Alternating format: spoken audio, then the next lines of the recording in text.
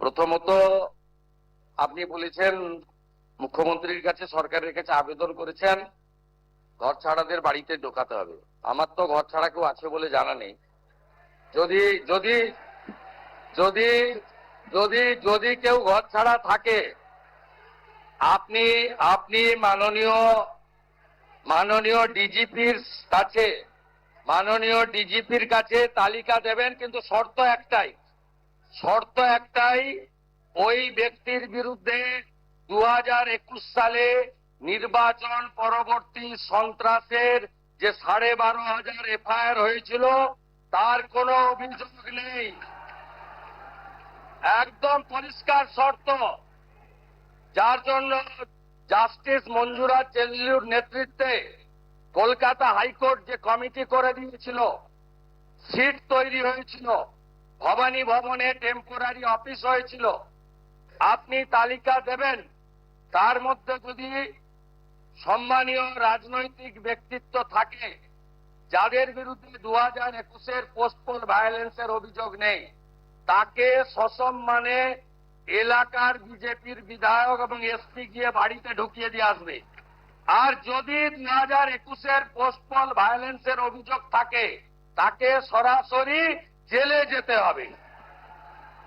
বিরোধীদের আশ্বস্ত করতে চাই যে সংবিধানের পরিভাষা বিধানসভা সংসদীয় গণতন্ত্রে house belongs to opposition, final decision অধ্যক্ষ নেবেন, কিন্তু আলোচনায় অংশগ্রহণের ক্ষেত্রে সময় বরাদ্দর ক্ষেত্রে সরকারের ভূমিকা, সরকারি দলের ভূমিকা আমি পরিষ্কার করতে চাই।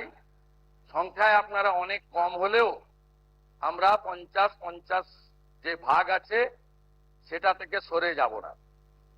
আমাদের সংখ্যা অনেক হলেও আপনাদের বেশি করে বলার সুযোগ যাতে অধ্যক্ষ দেন সরকার এবং সরকারি দলের, সেই ব্যবস্থা থাকবে। আমি মুখ্যমন্ত্রী হিসেবে মাননীয় বিধায়কদের কোন দল থেকে জিতেছেন বড় কথা নয়, মন্ত্রীদের সঙ্গে মিট করবেন, যদি না আপনাদের দলের আপত্তি না থাকে।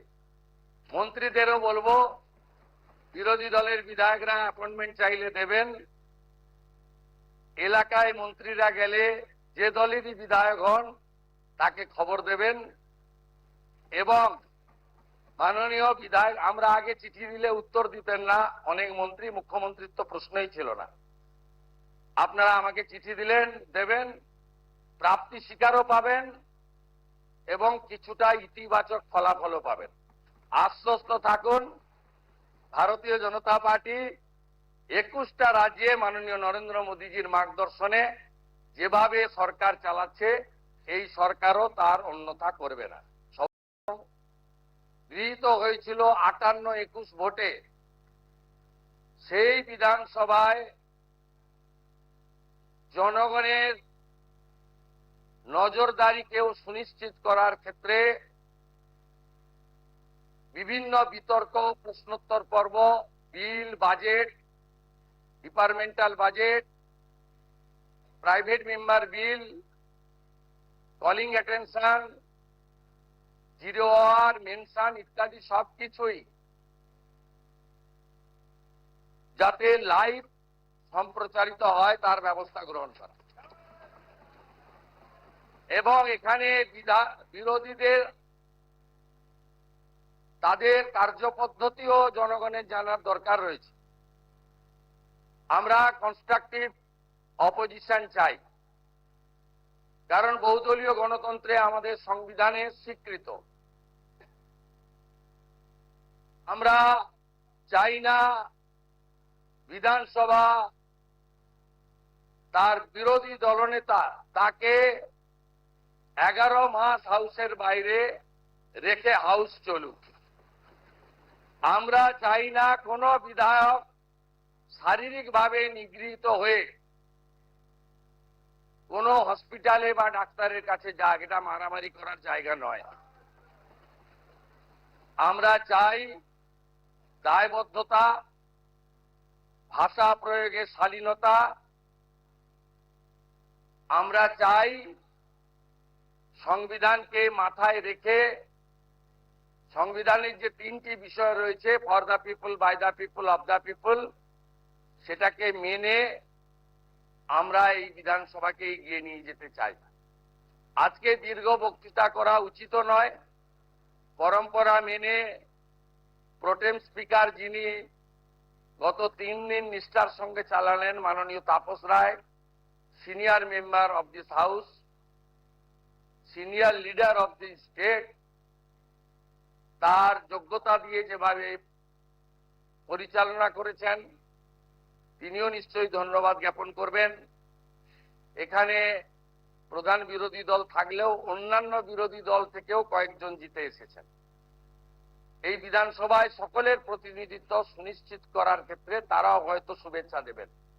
আমি আশা করব আমাদের স্পিকার মহোদয় ঘোষণা করবেন আমরা পরে কবে বসবো, সেটা আমার ঘোষণা করা উচিত নয়। কারণ মাননীয় স্পিকারের চেয়ারের মর্যাদা, তিনি নিশ্চয়ই সরকারের সঙ্গে পরামর্শ, কারণ তিনি এই হাউসের কাস্টোডিয়ান।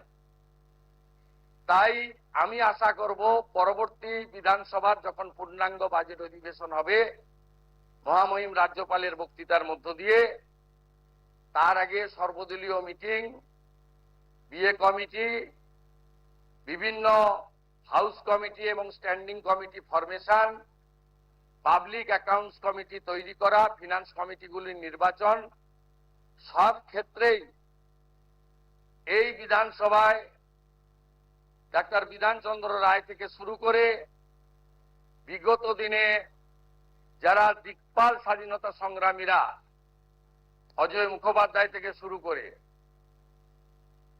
তারা যেভাবে এই বিধানসভাকে চালিয়েছেন, যে পরম্পরা ছিল, এই পরম্পরা আমাদের চলবে। এই বিধানসভায় সংস্কারেরও দরকার রয়েছে। ইলেকট্রনিক্স ভোটিং মেশিন এখনো শুনলে আপনাদের খুবই পরিতাপের বিষয়, আমাদের কাগজে লিখে দিতে হয়। শুধু তাই নয়, মাননীয় অধ্যক্ষের নেতৃত্বে রাজ্য সরকারের সর্বোচ্চ আধিকারিকরাও আজকে এসেছেন এই ঐতিহাসিক ক্ষণের সাক্ষী থাকার জন্য। আমাদের ডিলিমিটেশন ইত্যাদি হয়ে যাওয়ার পরে বিধানসভার আসন সংখ্যাও হয়তো বাড়তে পারে। তাই ভবিষ্যৎ পরিকল্পনায় নতুন বিধানসভা ভবনের প্রয়াসও অধ্যক্ষের নেতৃত্বে, রাজ্য সরকারের সহযোগিতায় আমরা আগামী দিনে করব ইত্যাদি আমি আশা প্রকাশ করে, আমাদের ভিডিও ভালো লাগলে লাইক আর শেয়ার করুন, কমেন্ট সেকশনে গিয়ে জানান আপনাদের মতামত। আরও ভিডিও পেতে আমাদের চ্যানেল এখনই সাবস্ক্রাইব করুন এবং প্রতি মুহূর্তের খবরের আপডেট পেতে প্রেস করুন বেল আইকন।